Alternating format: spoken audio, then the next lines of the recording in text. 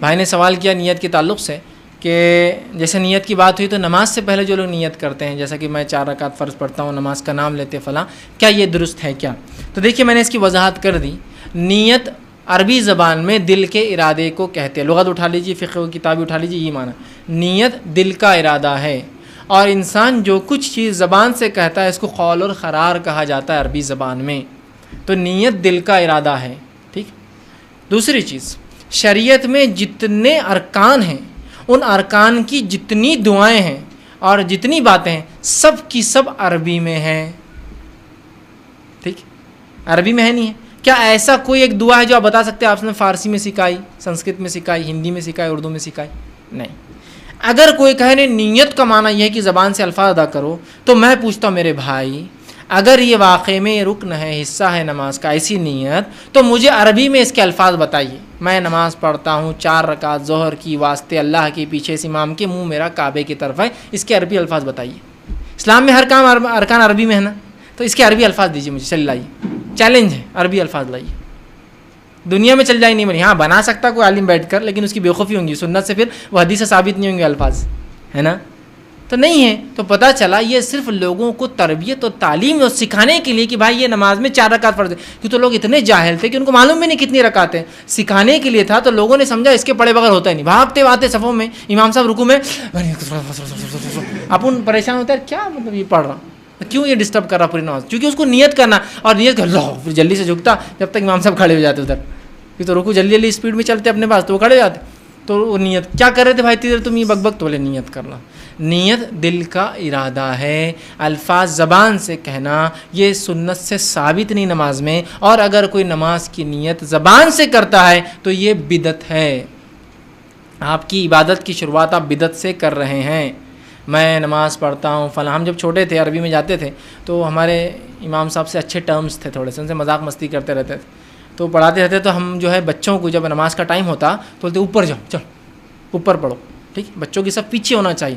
اوپر چھوڑنے کے بعد تو بس مرغی کا ڈربہ بن جاتا ہے. جو بچے چاہے کرنا کر رہے ہیں، سب سے بڑا باؤس رہتا ہے کھڑے رہو، مارم ماری جو چلتی. پیچھے ہونا سنت یہ ہے کہ مردوں کی صف کے پیچھے، تاکہ پھر وہ عزت میں ہوتے ہیں، ڈر بھی رہتا ہے ان کو بڑوں کا. بہرحال تو جو ہے اوپر رہتے تھے ہم. تو ہم امام صاحب سے آ کے بعد میں پوچھنا، وہ ہم تو اوپر پڑھ رہے تھے، ہم ایسی نیت کرتے پیچھے اس امام کی نہیں کرتے، ہم بولتے اوپر اس امام کے اور منہ میرا کعبے کی طرف. کیونکہ ہم فرسٹ فلور پہ رہتے ہیں تو وہ چڑھ جاتے تھے، یہ کیا لگا ہے تم بولتے نہیں. اب آپ کے پیچھے آپ بولتے تھے نا، اب اردو زبان ہے تو اوپر، ہم اب تو اوپر والا اوپر، اوپر اس امام کی اور منہ میرا کعبے کی طرف، اور بازو ادھر عبد الرحمن، ادھر عبد الرحمن کے ابا، اور سامنے فلاں اور پیچھے فلاں. مطلب اب کوئی لمٹ ہی نہیں نا اس نیت کی. کرتے جائیے، آپ کرتے جائیے، بڑھاتے جائیے اس کے الفاظ.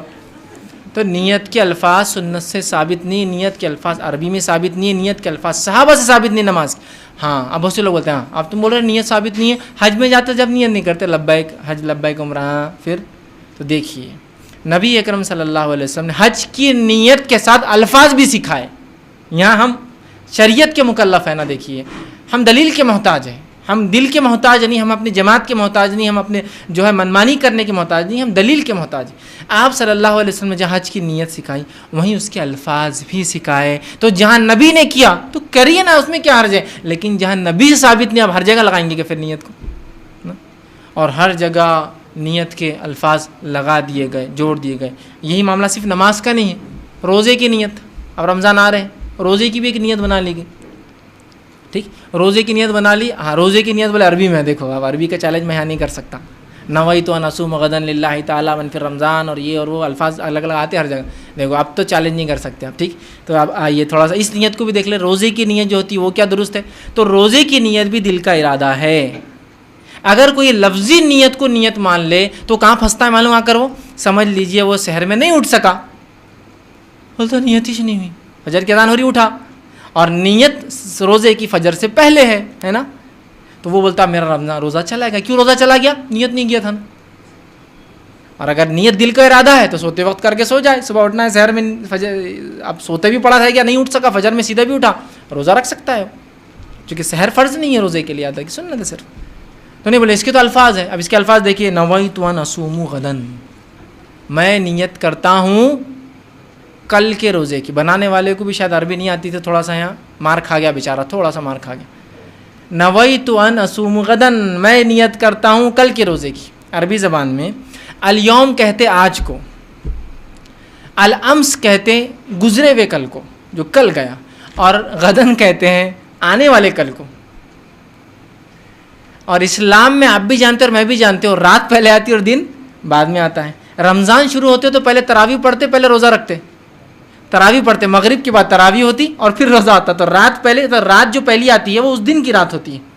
اب سمجھو میں روزہ رکھ رہا ہوں، رات جو گئی جو ابھی کی، تو وہ رات کس کی تھی؟ اس دن کی تھی. تو نیت کیا ہونا چاہیے تھی؟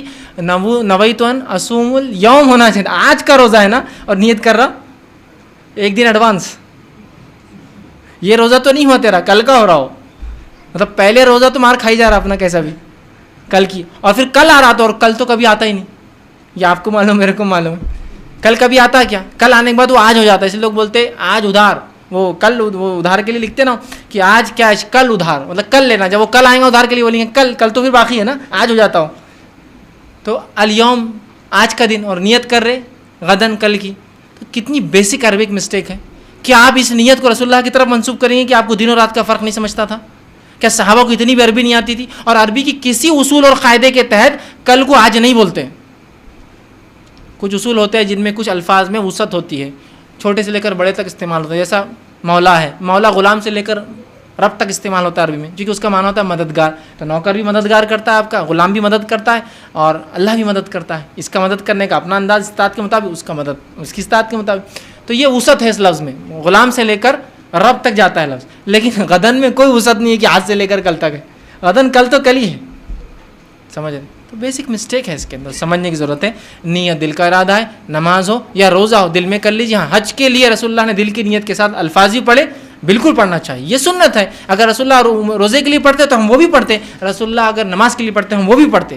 ہم بیر نہیں کر رہے ہیں، لیکن دلیل ہونا یاد رکھیے دنیا شریعت میں ضروری ہے، ورنہ پھر بہت سارے مشکلات میں ہم پھنس سکتے ہیں. تو نماز کے لیے آپ کو صرف دل کی نیت کرنا ہے، اور یہ کافی. آپ نماز کے لیے آپ سمجھو ظہر کا وقت آ رہا ہے، آپ لوگ یہاں سے اٹھیں، مسجد گئے، وضو کرے. کس لیے وضو کرے؟